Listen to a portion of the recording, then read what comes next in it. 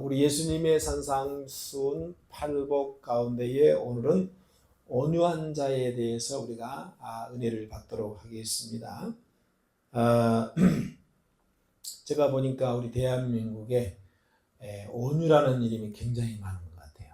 온유, 김온유, 박온유, 최온유, 이온유. 부모님들이 그렇게 자녀의 이름을 온유라고 지은 것은 그 인생이 앞으로 온유한 자의 삶을 이렇게 살라고 그렇게 소망을 담아서 장명을 했을 것입니다. 그래서 오늘 본문 보면 온유한 자가 바로 땅을 기업으로 받는다라고 이렇게 말씀하고 있어요. 그러면 온유하게 살면 강남에 땅을 사고 땅 부자가 된다는 말인가? 이렇게 생각할 수 있겠죠? 만약에 그러면 여러분 이름을 전부 다 개명을 해야 돼요. 제가 개명했잖아요, 그죠?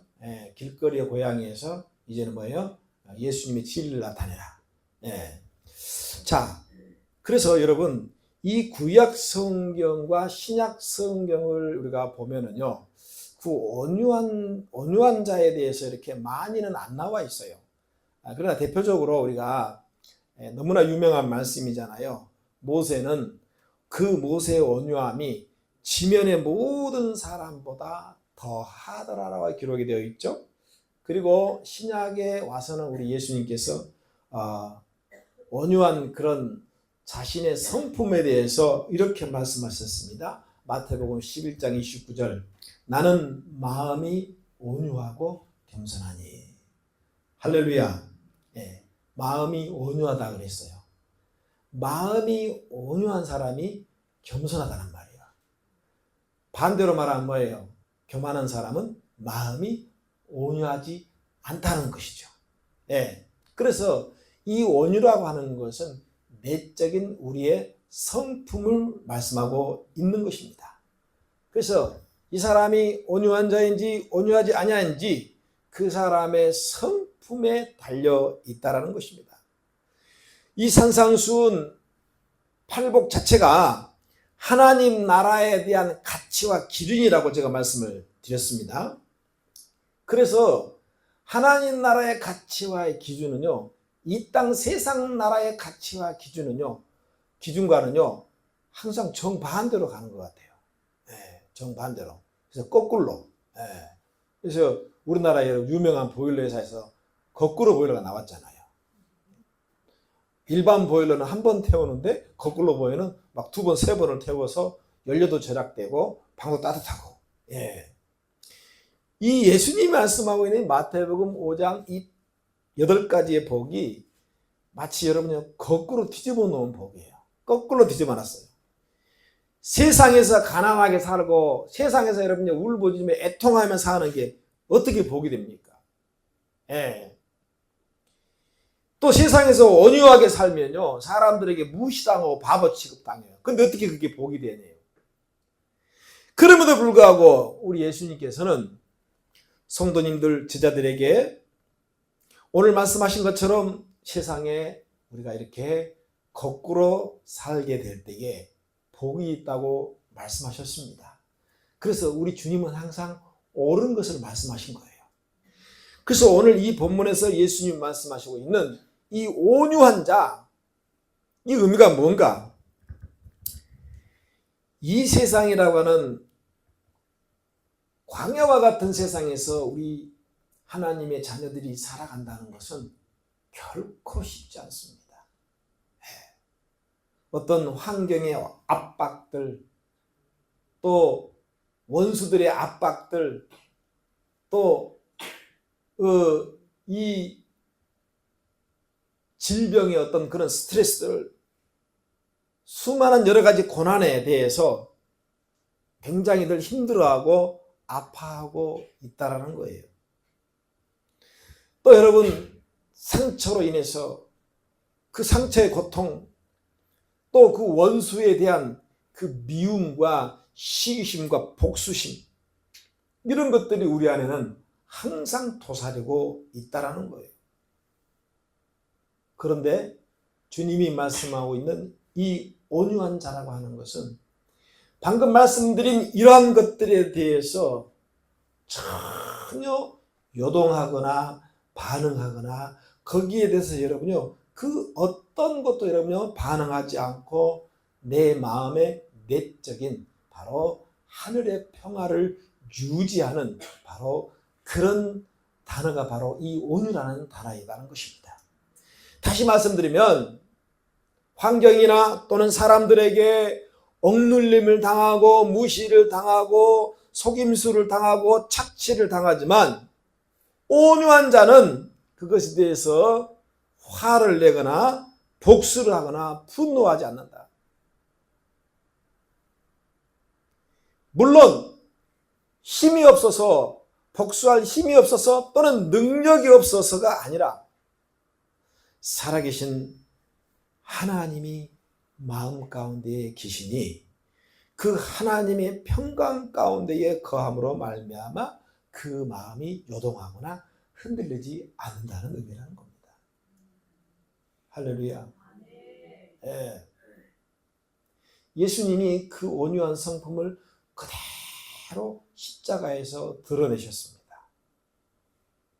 말씀 한마디면 12령이나 되는 천사들을 동원해서 로마의 모든 사람들을 일순간에 다 싸그리 사라지게 할 수 있습니다. 자기를 창으로 찌르려고 했던 자들, 그 다음에 여러분 조롱했던 자들, 그 많은 원수와 같은, 왜? 주님은 죄 없었잖아요. 죄 없는데 여러분요 사형 언도를 받고 죽음에 이르렀잖아요. 그러니 인간적으로 얼마나 억울하겠습니까? 그래서 말씀 한마디면 순간에 다 그냥 다 죽일 수 있는 분이지만 그러나 예수님은 온유함으로 말미암아 그것을 참고 인내하고 기다리고 그리고 그 온유를 십자가에서 이루시고 오늘 저와 여러분에게 이 온유를 주신 건 줄로 믿습니다. 사람이 이렇게 예수님처럼 온유하게 살면 얼마나 좋겠습니까? 하지만 우리 안에 이 죄악의 DNA 이것이 척하니 장착이 되어 있어요. 이것 때문에 우리가 그렇게 목표를 설정하고 내가 금년 한 해는 정말 순한 양처럼 온유하게 살아야지. 내 고집대로 살지 말고 내가 그렇게 살아야지. 그런데요. 100명이면 100명 다 그렇게 살지 못하는 게 문제라는 거예요. 예. 분노를 안 하려고 화를 안 내려고 해도 순간에 뭐예요? 그게 그냥 자동적으로 나버려요.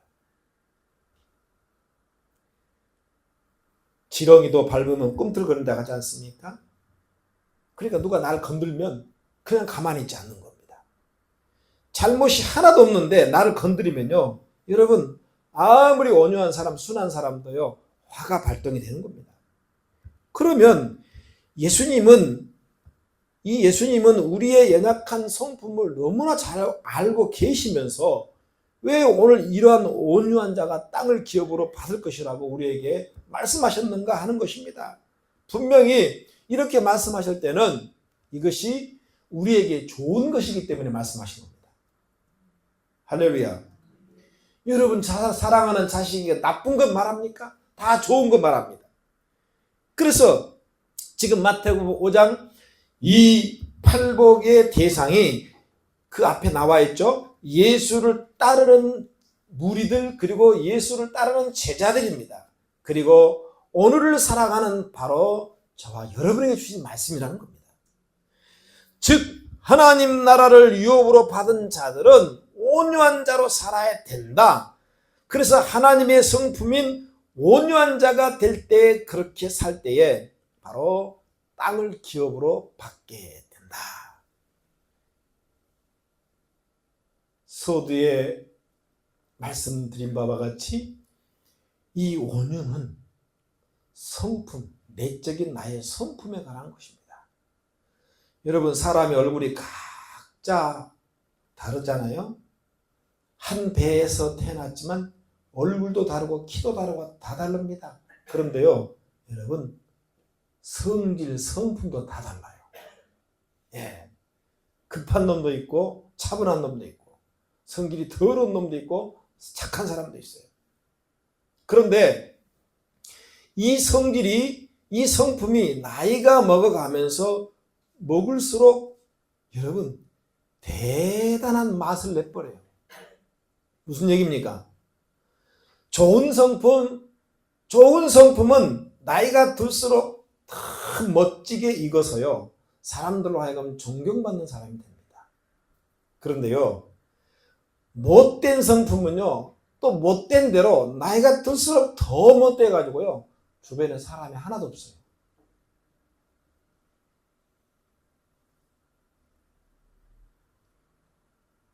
얼마 전에 김창옥 토크쇼에 갔는데 그 사람이 그런 말 하더라고. 집에서 이 아내들이 난 한 번 아니면 절대 아니야. 한 번 아니면 절대 아니야. 나 알지? 나 알지? 그러면서 방울뱀처럼 씩씩씩 거린다는 거예요. 집에서. 내가 어떤 사람인 거 알지? 나 자존심 대단한 사람이야. 난 고집이 대단한 사람이야. 그러니까 한 번 아니면 아니야. 그래서 여러분 요즘 현대인들 아파트에 들어가면요, 여러분 방울뱀이 그렇게 많이 산대요. 방울뱀들이 씩씩씩 거리면서 씩씩. 회사에서도 교회에서도요, 이 방울뱀들이 많잖아요. 이런 죄악된 성품들이 출발지가 어딘가? 우리는 뭐 창식으로 무조건 돌아가야 됩니다. 그것은 바로 우리의 조상인 아담과 하와가 원조입니다. 원조. 네. 아담과 하와의 타락에서 출발되었어요. 그래서 인류는 그동안 많은 연구를 했습니다. 철학을 탐구하고 학문을 연구하고 또 종교를 연구하고 수많은 것들을 다 연구하고 또 연구했지만요, 결국은 뭐예요? 타락 이전의 아담과 하와의 모습으로 되돌아갈 수 없었다는 겁니다. 이것이 바로 우리 인류의 절대적인 오류입니다. 그래서 오직 하나님의 성품을 100% 닮은 예수 그리스도를 통해서만이 여러분 변화시킬 수 있기 때문에 우리 하나님은 최종 선택을 바로 이 땅에 예수님을 100% 여러분의 하나님의 성품을 닮은 그 예수님을 이 땅에 보내셔서 우리에게 내어주신 것입니다. 할렐루야. 그래서 내 안에 그 예수님이 들어오시면, 그 예수님이 들어왔다는 말은 뭐예요? 예수님의 성품이 들어왔다는 겁니다. 그래서 그 예수님의 성품이 내 안에 장착이 되어지면 여러분 그 사람이 비로소 뭐예요? 변화가 되는 겁니다. 그래서 흔히 하는 말이 있습니다. 교도소 100개 짓는 것보다도 교회 하나 짓는 것이 훨씬 더 가성비가 높다는 겁니다. 그 교도소 100개 지어서 교정관들이 아무리 여러분 교정을 하고 그들을 가르치고 해봤자 여러분 효과가 별로 없어요. 그런데요, 정말 교회에 와서 예수님을 만나고 예수님의 성품이 그 안에 들어가기만 하면 이 사람은 진짜 변화되고 바뀌는 겁니다. 할렐루야. 네.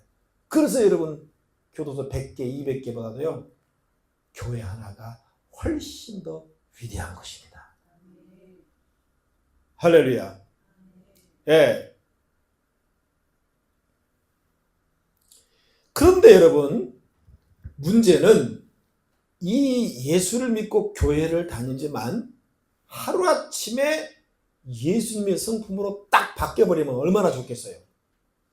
이게 잘 안 되는 거예요. 이게 문제예요.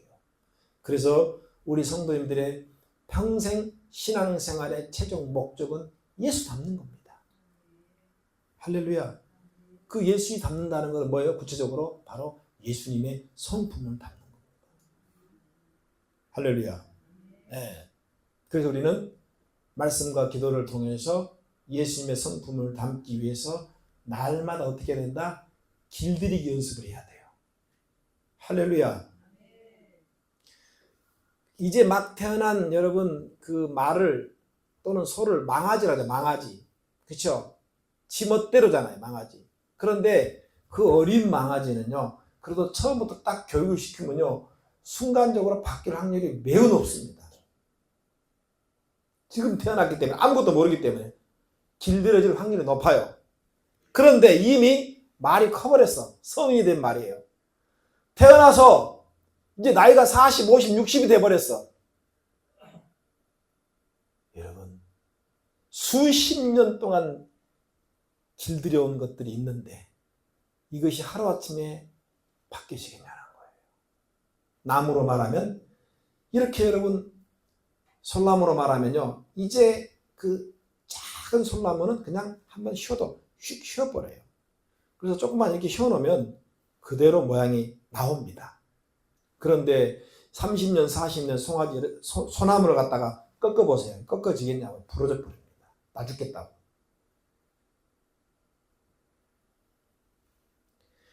그래서 성인이 된 말, 이미 성체가 된 말이나 소는요, 그 길들이려면요, 엄청난 시간과 노력과 대가가 지불이 필요합니다. 그래서 이 헬라어의 온유라는 단어는 훈련이 안 된, 아직 훈련이 안 된 어떤 그 짐승들을 훈련시켜서 그 짐승들을 훈련시켜서 사용 용도에 맞게 변화시키는 과정을, 그것을 말할 때 온유라는 단어를 쓰는 거예요. 그래서 아까 말씀드린 대로 신앙생활이라고 하는 것은 예수님의 성품 담기입니다. 여러분 하나님의 성품은요, 잘 들으세요. 하나님의 성품은 크게 두 가지로 나눕니다. 첫 번째, 우리 인간이 도저히 따라할 수 없고 닮을 수 없는 성품이 있습니다. 그 성품이 뭘까요? 하나님의 전지전능하심은 우리 인간은 닮아갈 수가 없어요. 그분의 애지와 그분의 애정과 그분의 전능하심은요, 우리 인간은 여러분 그 하나님의 성품을 닮아갈 수 없습니다.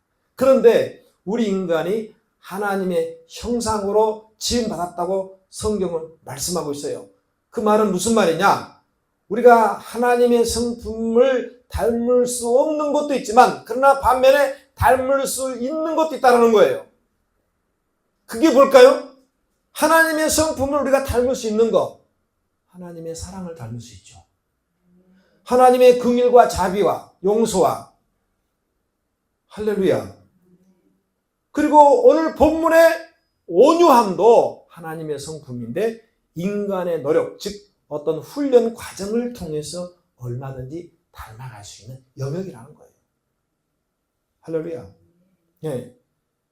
그래서 우리 신앙생활의 최종 목적은 여러분 하나님의 그 원형, 하나님 그 인간을 맨 처음 창조하실 때에 자기 형상대로 우리가 인간이 만들어졌잖아요. 그래서 보시기에 굉장히 힘이 좋았다 그랬는데 바로 하나님을 가장 가까이 닮았던 그 원형, 우리 아담과 하와의 타락 이전에 그 원형을 여러분 우리가 닮아가기 위한 것이 우리 신앙생활의 최종 목적입니다. 왜? 하나님의 형상대로 우리가 창조되었기 때문에. 그래서 이 예수님을 통해서 온유한 성품으로 우리가 재창조가 될 때에 비로소 여러분이 우리가 하나님의 사람이라고 부를 수 있다는 겁니다. 그러므로 온유한 마음을 갖기 위해서 반드시 우리에게 훈련의 과정이, 대가가 지불되어야 한다는 것입니다. 아멘. 아무리 족보가 좋은 진도 명견으로 태어나도요, 훈련되지 않으면 똥개로 살다가 죽어요. 반면에 비록 신분이 족보도 없는 똥개로 태어났지만 훈련사를 잘 만나서 훈련을 잘 받게 되면 훨씬 더 명견이 됩니다. 고된 훈련으로 성품을 변화시키는 것이 바로 여러분 훈련 과정이에요. 그러니 온유한 성품으로 바뀐다는 것은 이게 엄청난 노력이 필요한 겁니다. 할렐루야. 그냥 가만히 앉아 있으면요 절대로 바뀌지 않습니다. 진돗개 태어났어요. 그냥 가만히 놔두면요 뭐 사냥은 잘할 수 있겠죠 본능적으로. 그러나 여러분 주인이 원하는 진돗개가 될 수 없어요. 오히려 훈련이 안 된 명견은 더 위험할 수가 있습니다. 언제 어디서 사고를 칠지 모르기 때문에. 그래서 우리가 내 직분이 집사인지 권사인지 장로인지 목사라 할지라도 이게 훈련이 안 되면 이게 사고를 치는 거예요. 훈련이 안 된 채 직분이 자꾸 올라가면요 이게 큰 사고자가 되는 거예요. 그래서 직분이 먼저가 아니라 우리에게는 훈련이 먼저인 겁니다. 할렐루야. 그래서 성경을 보면 하나님이 사람을 불러서 그 사람을 사용할 때 반드시 훈련을 시킵니다. 그러니까 온유한 자는 하나님께 잘 훈련되어지고 하나님께 잘 양육이 되어진 자를 말하는 거예요. 그러한 훈련 과정을 통해서 하나님의 사람으로 잘 길들여지면 여러분 그 사람이 하나님의 위대한 일을 감당할 수 있게 될 줄로 믿습니다. 훈련이 잘된 애완견들 보세요. 주인의 사랑을 얼마나 받습니까? 아주 그냥 잠비야 팔 걔가 바람만 좀 막 좋아가지고 뒤로 막 까무라쳐요.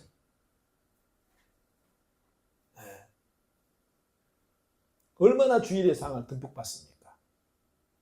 여러분 우리가 하나님의 성품으로 이렇게 온유한 자가 되면 그리고 그 하나님의 성품이 우리 안에 작동되면 여러분 가장 기뻐하시는 분이 우리 하나님입니다.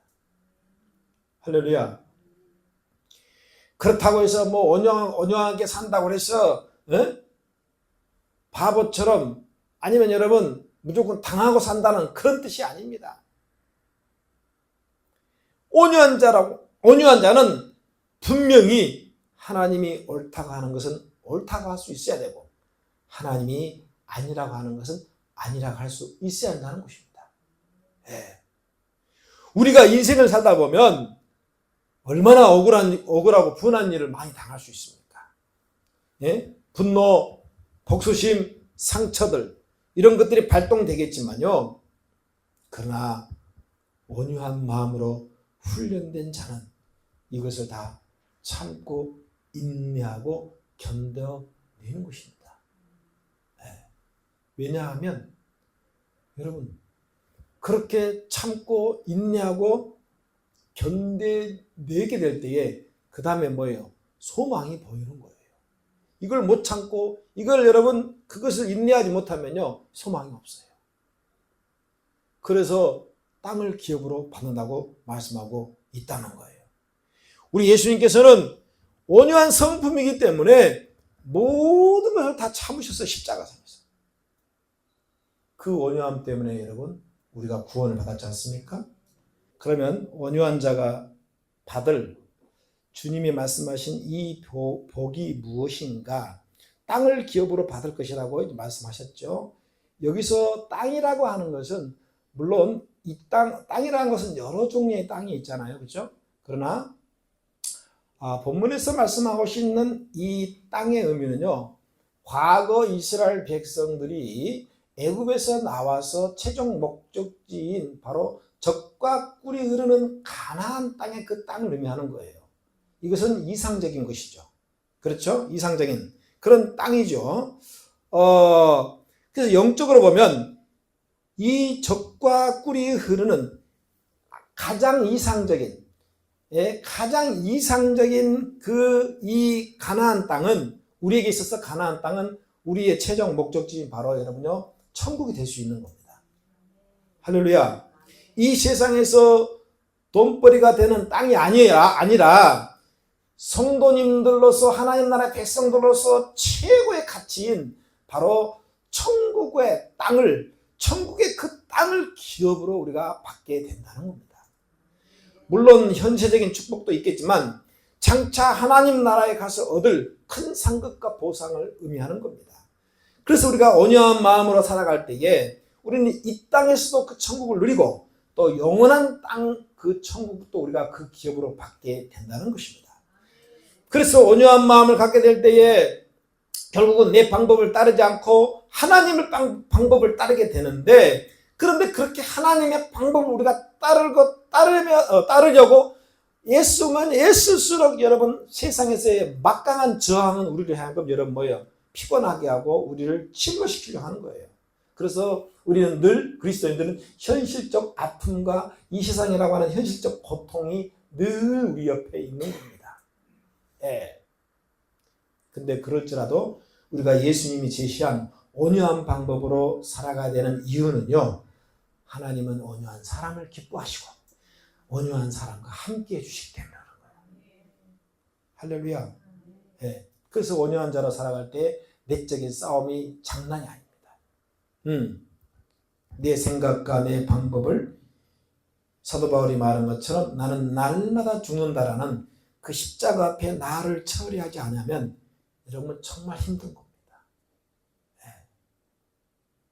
그런데 중요한 것은 따라합시다. 하나님이 알아주시면 됩니다. 그렇죠. 하나님 알아주시면 되는 거예요. 아멘. 뭐 사람들에게 인정받고 사람들에게 칭찬받는 거, 여러분 그거는 결코 온유한 사람의 방법이 아닙니다.